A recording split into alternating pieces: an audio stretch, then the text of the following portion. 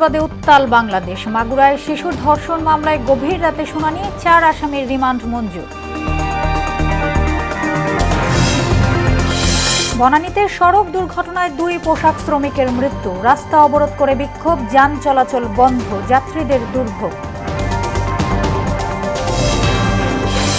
পূর্বাঞ্চলে প্লট জালিয়াতির ঘটনায় শেখ হাসিনা ও পরিবারের বিরুদ্ধে 6টি মামলায় দুদকের চার্জশিট অনুমোদন। এবং চিকিৎসা সেবায় কর্মস্থলের রাজনীতি চায় না 75% মানুষ, ক্ষতিগ্রস্ত হয় সেবা, ঝুঁকি বাড়ে রোগীদের, বলছেন বিশেষজ্ঞরা।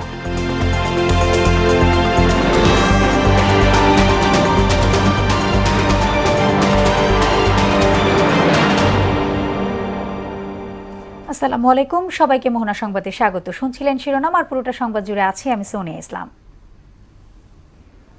এবারে বিস্তারিত।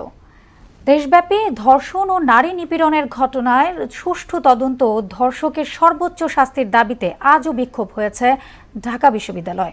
সকালে ক্যাম্পাসের রাজু ভাস্কর্যের সামনে বিক্ষোভ মিছিল বের করে শিক্ষার্থীরা। এ সময় মাগুরায় শিশু ধর্ষণ মামলার আসামিদের দ্রুত বিচার নিশ্চিত করার দাবি জানানো হয়।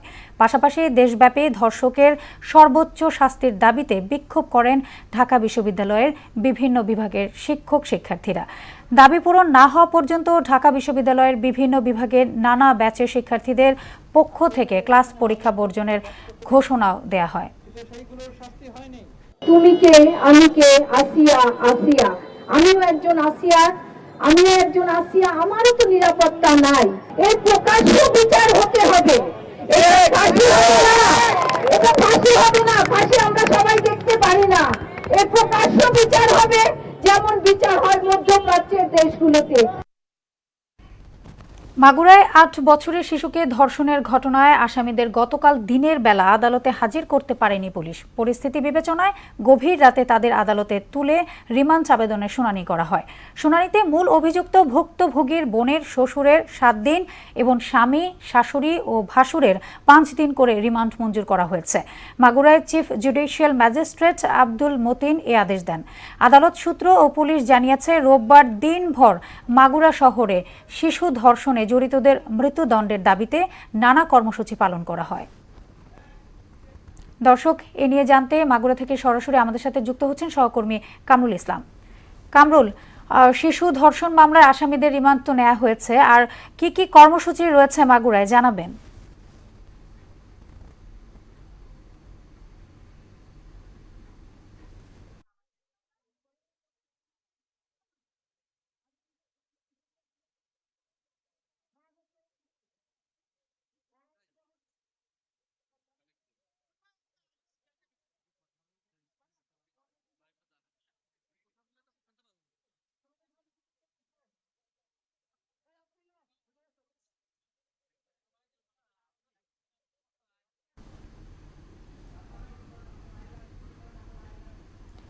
দর্শক, আমরা সংযুক্তির জন্য একটু অপেক্ষা করছি। বলছিলেন আসলে আমি কিছুক্ষণ আগে জানিয়েছি যে আসলে এই শিশু ধর্ষণ হত্যা মামলায় গভীর রাতে রিমান্ডের আবেদন করেছিল মাগুরা জেলা পুলিশ। সেখান থেকে 1 নম্বর আসামি যিনি, তাকে 7 দিনের রিমান্ড মঞ্জুর করা হয়েছে, বাকি 3 জনের 5 দিনের। এরপরেও আমরা সকালবেলা দেখেছি মাগুরা জেলা আইনজীবী সমিতির পক্ষ থেকে একটি মানববন্ধন ন্যায় বিচারের স্বার্থে, এবং সেই মানববন্ধন থেকে তারা ঘোষণা দিয়েছে যে মাগুরা আইনজীবী পরিষদ থেকে এই আসামিদের পক্ষে কেউ যদি না দাঁড়াতে পারে, আর তারা ঘোষণা দিয়েছে যে আমরা আমাদের কোনো আইনজীবী এই থেকে করবেন না।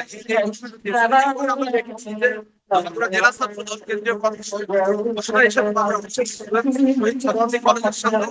তারা একটি অল্প সময়ের জন্য মানববন্ধন করে, কিন্তু গতকাল যে বিক্ষুব্ধ জনতা, ছাত্র জনতা যে আন্দোলন করে যাচ্ছিলেন, সেই আন্দোলনটা আজকেও তারা চলমান রেখেছে। এই যে কিছুক্ষণ আগেও তারা 10 কোটের সামনে মূল ফটকটি মানে একদম ব্লক করে দিয়েছিল। সেখানে পুলিশের সাথে তাদের অনেক কথা হয়েছে, ঊর্ধ্বতন কর্তৃপক্ষ এসে তাদেরকে বোঝানোর চেষ্টা করেছে। এখন এই মুহূর্তে তারা অবস্থান করছে এই নামাজের বিরতি এবং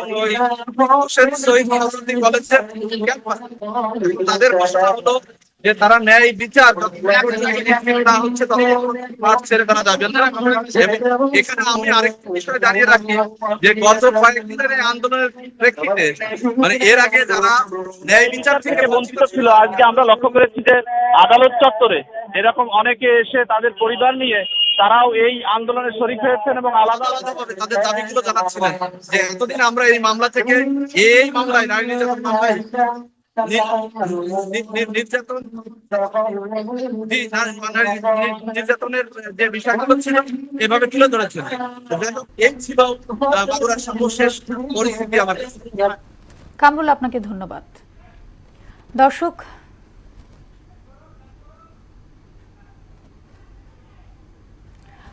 এ নিয়ে জানাতে ঢাকা বিশ্ববিদ্যালয় থেকে আমাদের সাথে যুক্ত হচ্ছেন সহকর্মী উষা ফেরদৌস। উষা, ধর্ষণের প্রতিবাদ ও ধর্ষকের সর্বোচ্চ শাস্তির দাবিতে তো ঢাবি সহ বিভিন্ন প্রতিষ্ঠানে বিক্ষোভ ও প্রতিবাদ সমাবেশ চলছে, কি বলছেন আসলে শিক্ষার্থীরা, জানাবেন।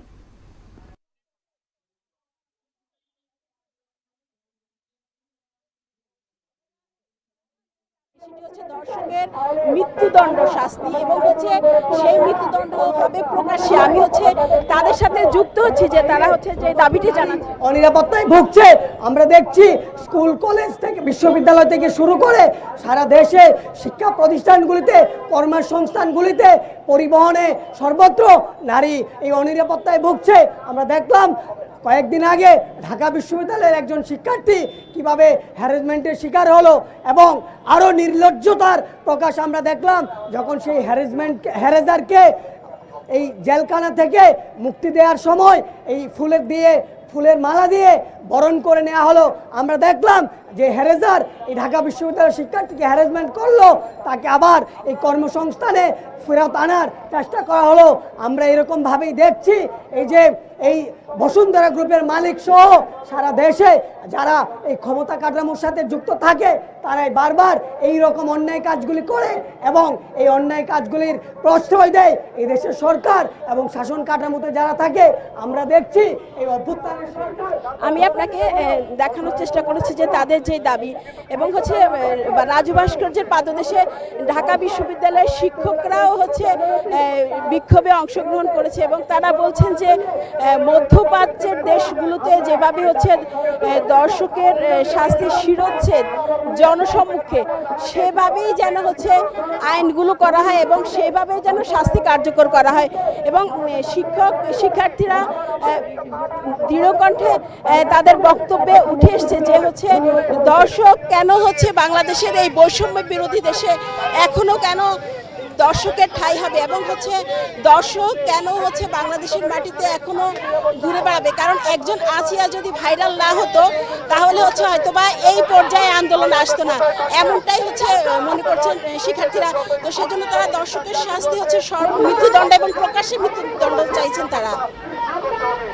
উষা, আপনাকে ধন্যবাদ। রাজধানীর বনানীতে চেয়ারম্যান বাড়ি এলাকায় 2 নারী পোশাক শ্রমিক সড়ক দুর্ঘটনায় নিহত হয়েছেন। এর প্রতিবাদে পোশাক শ্রমিকরা সড়ক অবরোধ করে বিক্ষোভ করছেন। এতে বনানী, মহাখালী ও গুলশান এলাকায় তীব্র যানজট সৃষ্টি হয়েছে। সকাল 6টার দিকে এই দুর্ঘটনা ঘটে। নিহত একজনের নাম মিনার আক্তার, অপরজনের পরিচয় জানা যায়নি। এই দুর্ঘটনাকে কেন্দ্র করে গার্মেন্টস কর্মীরা দুপাশের সড়ক অবরোধ করে দিয়েছেন। এছাড়া এলিভেটেড এক্সপ্রেসওয়েতেও যানবাহন চলাচল বন্ধ করে দিয়েছে তারা। এতে চরম দুর্ভোগে পড়েছে সাধারণ মানুষ। হেঁটেই তারা কর্মস্থলে আর গন্তব্যের দিকে রওনা করেছেন। পরিস্থিতি নিয়ন্ত্রণের চেষ্টা করছে পুলিশ।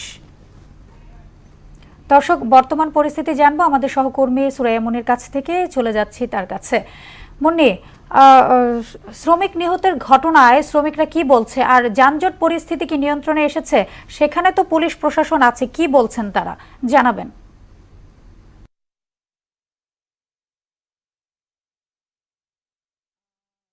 যেমনটি বলছিলেন, সকাল থেকে সকাল 7টা থেকে এখানে গাড়ি আটকিয়ে শ্রমিকরা বিক্ষোভ করছে। আপনাকে আমি দেখাতে চাচ্ছি যে এখনো পর্যন্ত রাস্তার এই জ্যাম মোটামুটি কমেনি।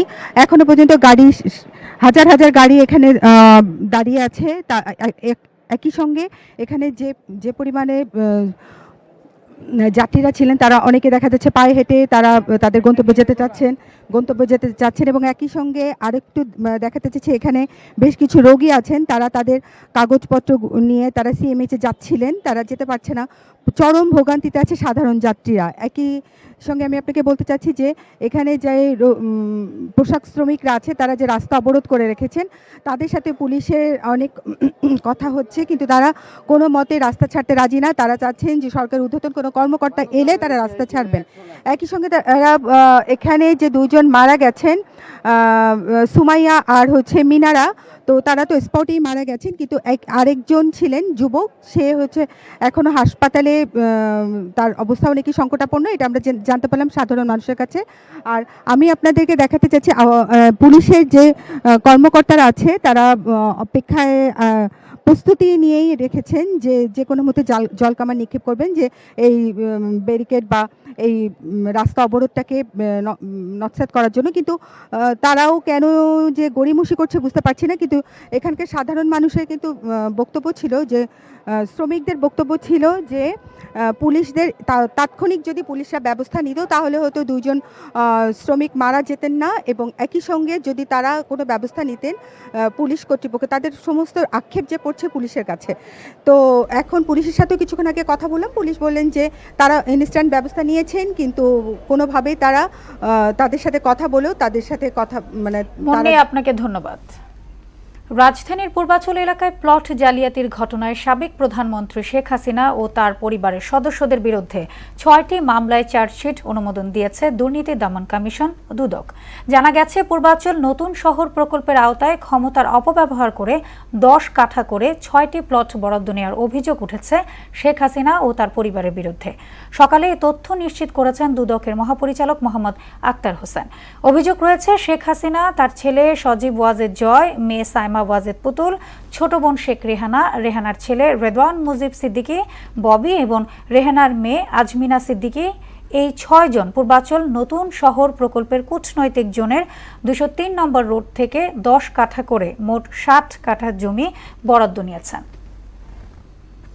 বৈশ্বিক যোগাযোগ, সহযোগিতা ও অংশীদারিত্বের মাধ্যমে দেশগুলোর সঙ্গে শক্তিশালী সম্পর্ক গড়ে তুলতে চলতি মার্চ, এপ্রিল ও মে মাসে চীন, থাইল্যান্ড ও জাপান সফর করবেন প্রধান উপদেষ্টা ডক্টর মোহাম্মদ ইউনূস।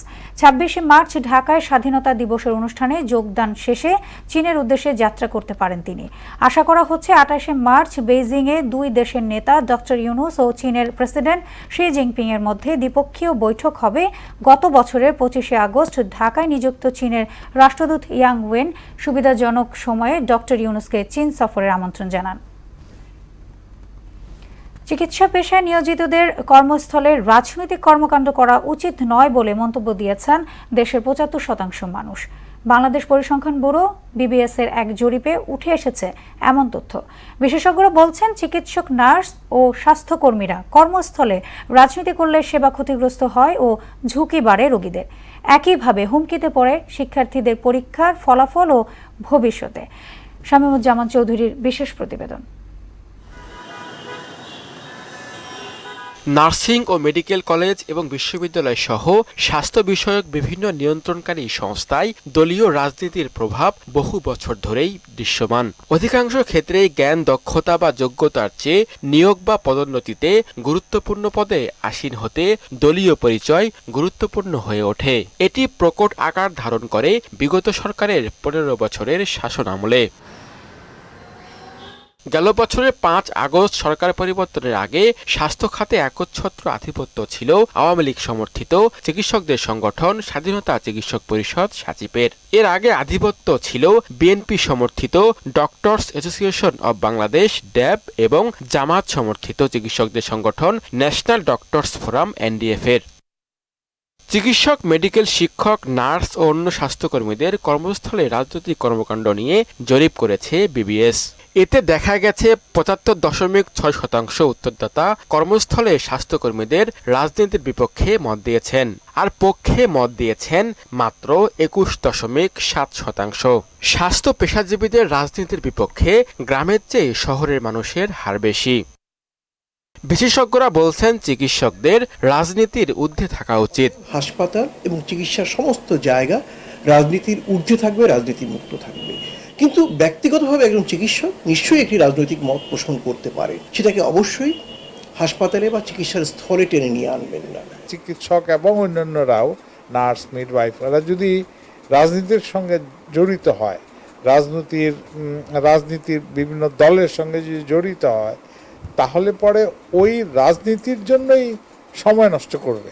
চিকিৎসকরা হাসপাতাল বা মেডিকেল কলেজে রাজনীতি করলে সেবার মান যেমন পড়ে যায়, তেমনি ঝুঁকিও বাড়ে রোগীদের।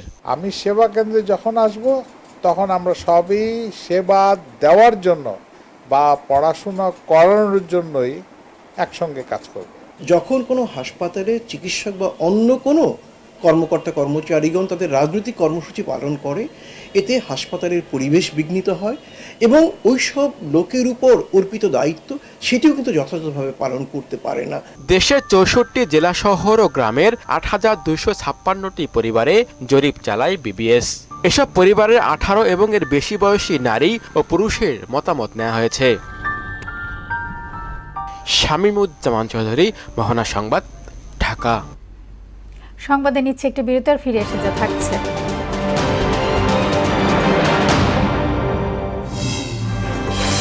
দাবানলে পড়ছে নিউ ইয়র্কের লং আইল্যান্ড। জরুরি অবস্থা জারি, ঘূর্ণিঝড়ের তাণ্ডবে লন্ডভন্ড অস্ট্রেলিয়ার কুইন্সল্যান্ড।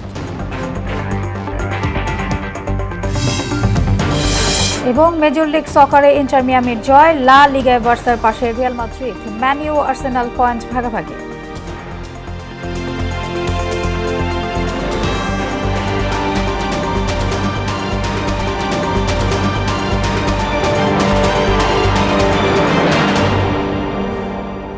আবারও আমন্ত্রণ মোহনা সংবাদে, সাথে আছে আমি সোনিয়া ইসলাম।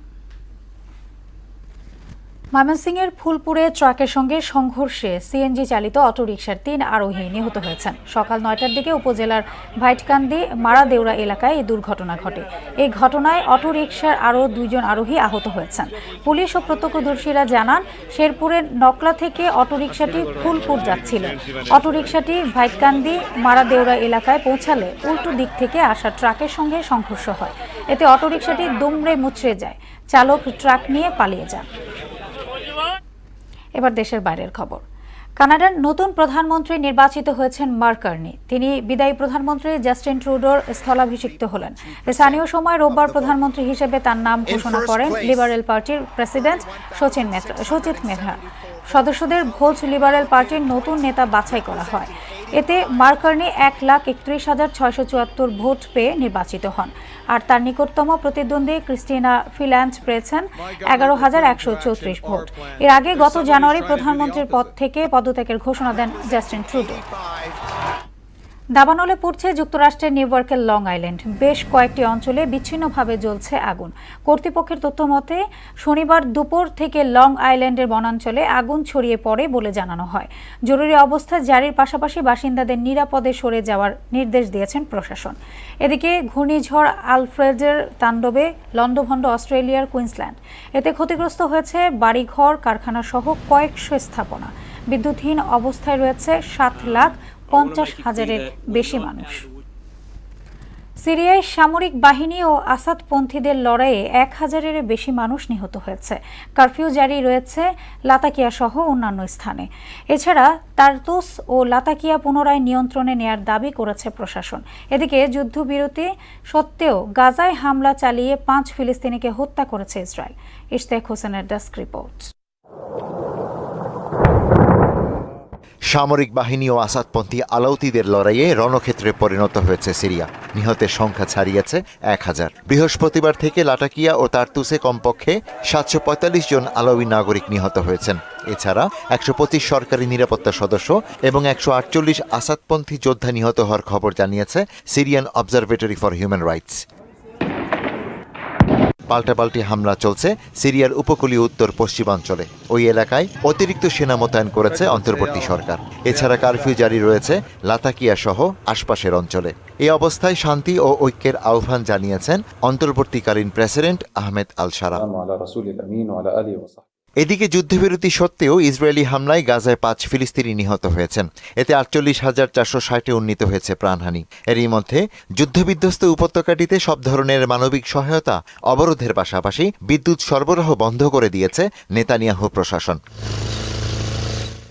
তুরস্কে ইউক্রেনীয় বাহিনীর উপর হামলা চালিয়েছে রুশ স্পেশাল ফোর্সের সদস্যরা। অভিযানটি ইউক্রেনীয় সেনাদের কুরস্ক অঞ্চল থেকে বিতাড়িত করার উদ্দেশ্যে করা হয়েছে বলে এক প্রতিবেদনে জানিয়েছে রয়টার্স। অন্যদিকে পারস্পরিক সহযোগিতা বৃদ্ধির লক্ষ্যে ইরানের উপকূলে সামরিক মহড়া চালানোর ঘোষণা দিয়েছে ইরান, রাশিয়া ও চীন। মঙ্গলবার থেকে এ মহড়া অনুষ্ঠিত হবে বলে জানিয়েছে আন্তর্জাতিক বিভিন্ন গণমাধ্যম। ইশতিয়াক হোসেন, মোহনা সংবাদ। চ্যাম্পিয়ন্স ট্রফি প্রসঙ্গ।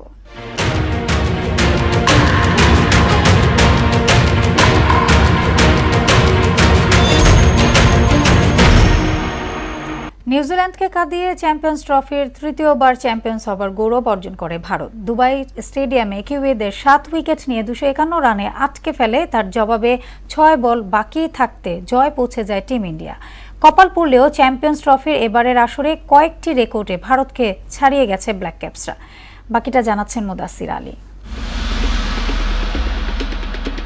নিউজিল্যান্ড সবশেষ আইসিসি ইভেন্টে ট্রফি জিতেছিল 2000 সালে। সেবার চ্যাম্পিয়ন্স ট্রফিতে ভারতকে কাঁদিয়ে চ্যাম্পিয়ন হয়েছিল তারা। এরপর 25 বছর পার হয়ে গেলেও আইসিসির কোনো ট্রফি ঘরে তুলতে পারেনি ব্ল্যাক ক্যাপসরা। এবার চ্যাম্পিয়ন্স ট্রফিতে শিরোপার কাছে গিয়েও হাতছাড়া কিউইদের। 3 বার চ্যাম্পিয়ন হবার অনন্য রেকর্ড ভারতের।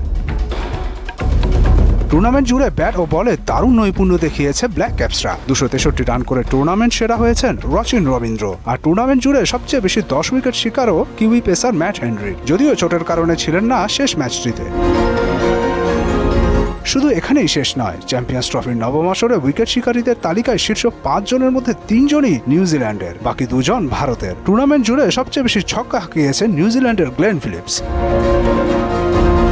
এদিকে আসরের অপরাজিত চ্যাম্পিয়ন ম্যান ইন ব্লুরা আসরের শুরু থেকে শেষ পর্যন্ত খেলে জিতেছে প্রতিটি ম্যাচ। যদিও একই ভেন্যুতে শুরু থেকে শেষ পর্যন্ত খেলায় তাদের নিয়ে সমালোচনাটাও কম হয়নি। এবারে বিরাট কোহলি পারলেন না চ্যাম্পিয়ন্স ট্রফির সবচেয়ে বেশি রান সংগ্রাহক ক্রিস গেইলকে টপকাতে। 46 রানের দরকার ছিল, কিন্তু ফাইনাল ম্যাচটিতে 1 রানেই কুপকাত হয়ে যান তিনি। আইসিসি ইভেন্টের ফাইনালে কোনো না কোনো কারণে নিউজিল্যান্ডকে কাঁদতেই হয়েছে। চ্যাম্পিয়ন্স ট্রফিতে এর আগে সবশেষ 2009 সালের ফাইনাল খেলেছিল কিউইরা। এরপর 2015 সালের ওয়ানডে বিশ্বকাপে অস্ট্রেলিয়ার কাছে এবং 2019 সালে ইংল্যান্ডের কাছে, 2021 সালে টি-20 বিশ্বকাপের ফাইনালে অজিদের কাছে, আর সবশেষ চ্যাম্পিয়ন্স ট্রফির নবম আসরের ফাইনালে ভারতের কাছে তাদের পরাজয়। মুদাসসির আলী, মোহনা সংবাদ। শেষ করব মোহনা সংবাদ যাবার আগে শিরোনামগুলো আরও একবার।